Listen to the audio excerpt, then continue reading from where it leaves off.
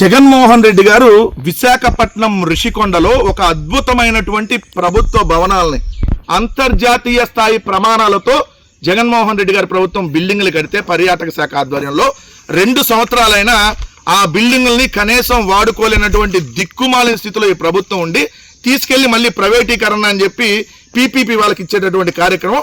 ఇక్కడ చూడండి, luxury resort గా ఋషికొండ ప్యాలెస్ పీపీపీ విధానంలో పెద్ద సంస్థలకు ఇస్తాం. కొండ కింద భూమిని కూడా కొన్ని సంస్థలు కోరాయి. త్వరలో అధికారిక నోటిఫికేషన్ ఇస్తాం. పబ్లిక్ ప్రైవేట్ భాగస్వామ్యాన్ని పీపీపీకి ఋషికొండను అమ్మబోతా ఉన్నారు.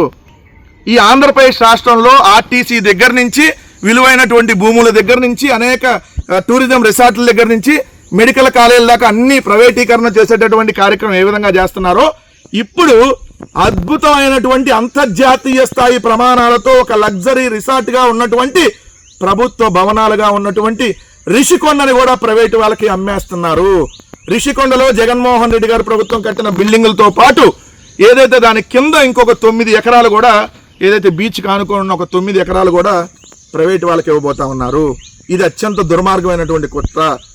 మొత్తం ఋషికొండలో 61 ఎకరాలు ఉంటే దానిలో 9.88 ఎకరాలలో 1,48,413 చదరపు అడుగుల విస్తీర్ణంలో 7 బ్లాకులు అంతర్జాతీయ స్థాయి ప్రమాణాలతో పచ్చదనంగా ల్యాండ్స్కేపింగ్ పనులు, రహదారులు, ఏదైతే డ్రైనేజీ, వాటరు, వీధి దీపాలు, పార్కింగ్, ఇలా అనేక మౌలిక సదుపాయాలతో ఏదైతే రిసార్ట్స్ ని అక్కడ అభివృద్ధి చేశారో దానికి 365 కోట్ల రూపాయలు ఖర్చు చేశారు. కానీ ఇల్లేమో 450 కోట్లని ఒక తప్పుడు రాత్రి రాయటం.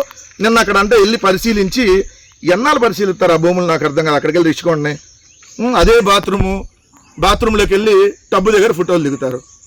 బాత్రూంలోకి వెళ్ళి అక్కడ ఏదైతే కమోడ్ ఉంటుందో ఆ కమోడ్ దగ్గరికి వెళ్ళి ఫోటోలు దిగుతారు. అక్కడ దిగనా మీకు సిగ్గట్టలేదు, అక్కడికి వెళ్ళి ఫోటోలు దిగుతారు. కమోడ్ కానీ బాత్రూమ్ దగ్గరికి వెళ్ళి ఫోటోలు దిగి అమ్మో ఇంత లగ్జరీగా కట్టారు ఏంటి అని. లగ్జరీగా కట్టారు, దాన్ని వాడటం మీకు చేత కావట్లేదు కదా. లగ్జరీగా కట్టకుండా ఏం ప్రభుత్వ భవనాలు లగ్జరీగా కట్టకూడదంట. ఆడికెళ్ళి ఫోటోలు దిగి ఎట్ట వాడాలి తెలియదు, ప్రైవేట్ వాళ్ళకి ఇస్తున్నారంట. ఇంతకంటే దుర్మార్గం ఇంకోటి ఏమైనా ఉంటుందా? ప్రజావేదికను కూల్చేసినట్టు ప్యాలెస్ను కూల్చలేం. అరే బాబు, ప్రజావేదిక అనేది నదీ పరివాహ చట్టాలను ఉల్లంఘించి కట్టిన అక్రమ కట్టడం. కానీ ఋషికొండ అక్రమ కట్టడం కాదు. అన్ని ఆల్రెడీ అంతకుముందు అక్కడ బిల్డింగ్లు ఉన్నాయి, హరిత రిసార్ట్స్. దాది పాత అయిపోయినాయి అని కొత్తవి కట్టారు. సో దానికి ప్రజావేదికకి కంపారిజన్ ఏంది?